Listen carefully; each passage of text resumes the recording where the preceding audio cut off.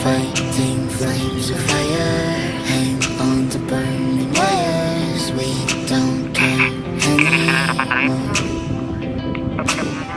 Are we fading lovers? We keep wasting colors. Maybe we should let this go. We've fallen apart, still we hold together. We passed the end, still we chase forever. This is all we know. This feeling's all we know. I'll ride my bike up to the road, down the streets, right through the city. I'll go everywhere you go, from Chicago to the coast. You tell me hit this and let's go. Blow the smoke right through the window, 'cause this is all we know.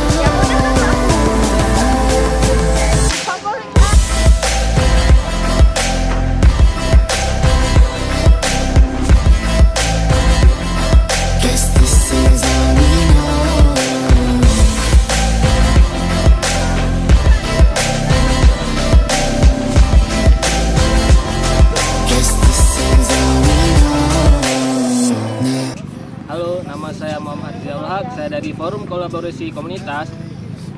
Harapan saya untuk acara ini semoga selanjutnya masih saja berlangsung sampai dengan 9 pantai. Assalamualaikum warahmatullahi wabarakatuh.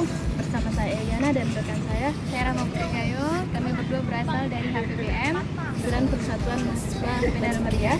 Dan kali ini kami silaturahmi, tentunya kita melakukan acara sosial ya kan, melakukan pembersihan pantai.